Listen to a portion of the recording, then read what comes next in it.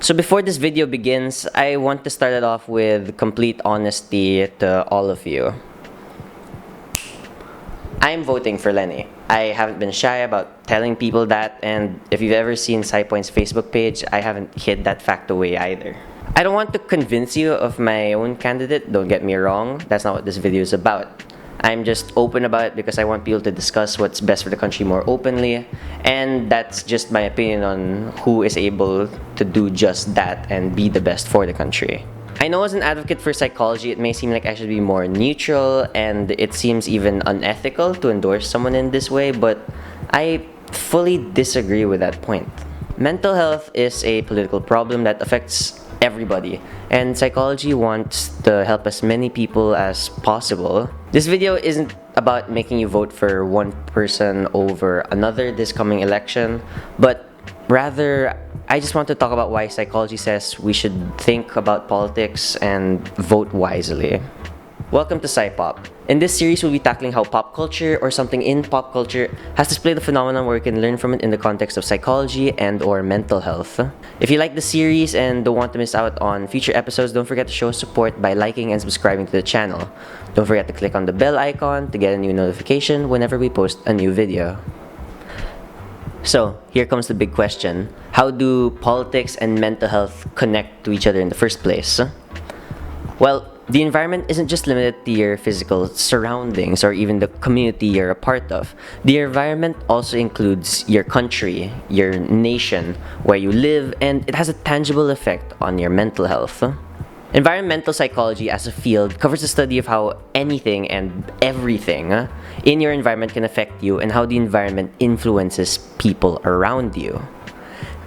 This can range from the effects a personal living space may have on a person, to the ecological consequences of human actions, to theories of place identity, and stress.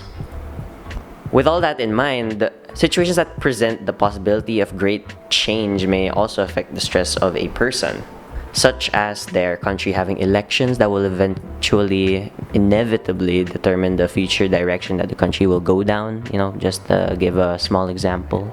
That's just from the larger perspective as a whole though, admittedly. But what about back home? Well, what affects the nation affects everyone in it, including your friends and your families. And needless to say, but opposing political views are always a sensitive topic, to say the least. Everyone thinks that their candidate will be the best for the country, and when you're trying to impose your beliefs on others, especially if it's others you're close to, the relationship will always be negatively affected if your opinions differ from each other. It's a stressful time, and it seems like a good opportunity to just stay away from it, to avoid the stressor, right? Some people may think that being apolitical is a decent way to prevent the stress of politics from getting to them, but this is a dangerous line of thinking that can be deceptively contagious. Hypothetically speaking, let's say I'm apolitical, and then let's say I reason that my vote wouldn't matter anyway because I'm just one of the millions of people out there who are voting, and therefore, as long as a majority happens, my vote isn't needed. The issue here will be that, hypothetically speaking, once again, let's say that I'm not the only one. There could be many other people with this exact same mentality. The result is perhaps not an overwhelming amount of people, but still not an ignorable amount of people ultimately choose not to participate at all. Meaning that maybe hundreds of votes that could have tipped the balance in favor of a candidate just disappear into thin air. I remember in my politics and governance class, we had a guest speaker, and I sadly can't recall his name right now, but he asked us this one question. When you vote, what does it signify? One student said that it represented our choice of candidate in a given election. The speaker then said that he was right, that's true, but that represented even more than that. One other student answered that represented giving our consent to the democratic process itself, which is to say the very act of voting is what formulates a democracy in the first place. This segues into the idea of self-righteousness. Some people may think that presenting your political stance is a show of self-righteousness, or like a sense of superiority almost. I won't attempt to discredit that view entirely because to some extent that may be true. However, isn't it also the point of a democracy to be free to state your opinions and perspectives in the first place? Everyone being able to voice their own opinions is a part of political participation overall. In that democracy, it encourages freedom of speech, and in a democracy, that should be continued to be encouraged. Your political stand doesn't make you better than everyone else, okay? I just want to put that out there. Political stances aren't meant to show you're better or worse than everyone else, that you're more educated, that you're superior, and you're just trying to save the world, everyone. Let's remind ourselves again, the government system we're a part of is meant to encourage open discussion of political ideas and stand up for what you believe in, not to bash other people for what they believe in too. Moral politics can be described as politics where it divides groups into good and evil, particularly on tendencies to label one group as antagonistic due to their beliefs and thus deserving of poor treatment. As a result, it creates the mindset wherein if the person is in the other party, they are immediately seen as bad.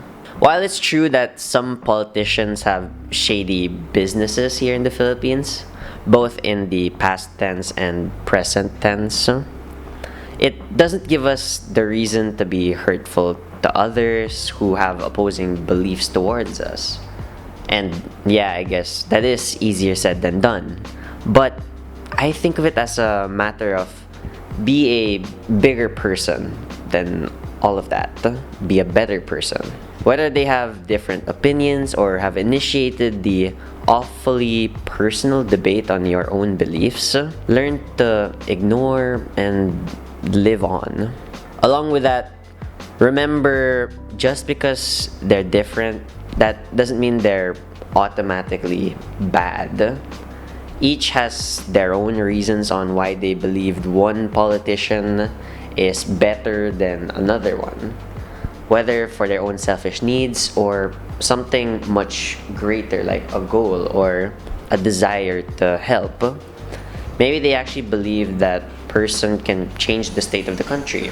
Who knows? We aren't mind readers, and ultimately they're working off what they know versus us working off what we know. This country, being a democracy built upon the values of peace, freedom, and the pursuit of happiness, we're given the choice of what future, what direction we want this country to go down. This is why we have the opportunity to vote. As part of the generations that can vote, it's up to us to make this decision for our own future. With this in mind, PsyPoints encourages you to go to the polls and vote for your chosen candidate. Feel free to vote for whoever you believe is best for the country, but also to treat your fellow voter with respect if you really want to make the country better together. Vote wisely and vote for who you think will make the Philippines better. So, thank you guys for watching. Please like and subscribe to the channel. Comment not only any topic you'd like for us to tackle next, but even comment your political candidate, who you think is best for the country and why. As long as the political discourse is completely professional and doesn't extend to hate speech, it's all completely free under PsyPoints comment section. I want to discuss this openly, not just me to you, but you guys can do it to me and to anyone watching as well. The comments are free for that. So again, I just want to reiterate, thank you for watching, and let's do what we can to make the Philippines a better place together. I hope you all have a great day ahead.